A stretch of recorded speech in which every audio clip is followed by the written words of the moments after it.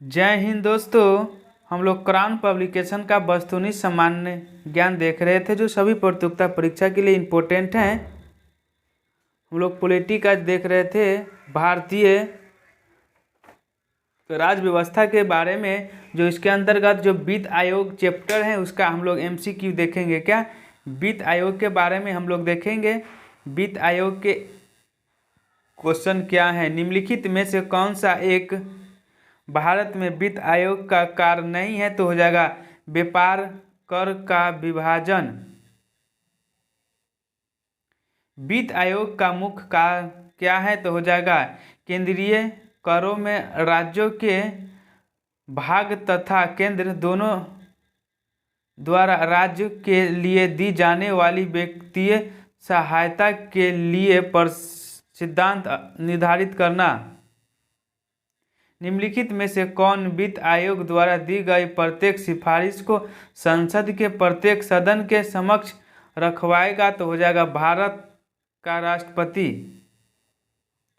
सामान्य रूप से भारत में प्रति 5 वर्ष बाद वित्त आयोग की नियुक्ति की जाती है, तो हो जाएगा केंद्रीय अनुदान और संघ के राजस्व में राज्यों का अंश निर्धारित करने के लिए। राज्य वित्त आयोग के संबंध में निम्नलिखित में से कौन सा सही है, तो हो जाएगा यह एक संवैधानिक संस्था है। 14वें वित्त आयोग का अध्यक्ष निम्नलिखित में से कौन थे, तो हो जाएगा YV रेड्डी। वित्त आयोग राष्ट्रपति को संसूचित भेजने की मुख्य रूप में संबंधित है, तो A और B दोनों होगा। A में क्या है, राज्यों को दी जाने वाली अनुदान का सिद्धांत, राज्यों एवं केंद्र के बीच करों के बंटवारे से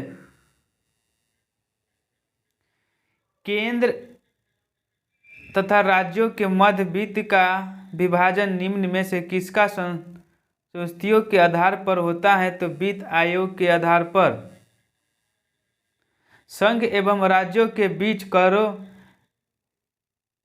के विभाजन संबंधी प्रावधान को क्या कहा जाता है, तो राष्ट्रीय आपातकाल के समय निलंबित किया जा सकता है।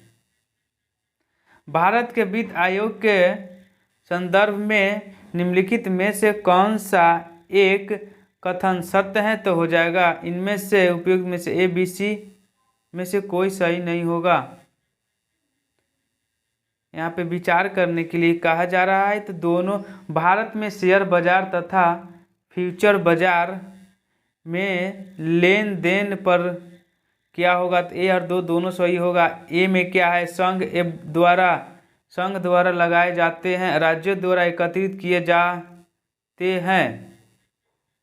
भारत में संघीय वित्त आयोग का संबंध है, तो हो जाएगा राज्यों एवं केंद्र के बीच वित्त में। निम्नलिखित कथनों पर विचार कीजिए। A में क्या है, राज्य वित्त आयोग एवं संवैधानिक निकाय। A सही है और R गलत है।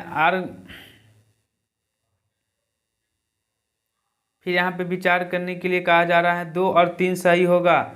2 में क्या है, प्राप्त करों को राज्यों के भागों में बांटना।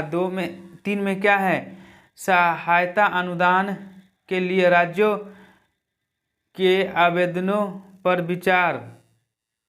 वित्त आयोग का गठन किया गया था 5 वर्ष की अवधि के लिए। वित्त आयोग का एक चेयरमैन और 4 अन्य सदस्य होते हैं। जय हिंद।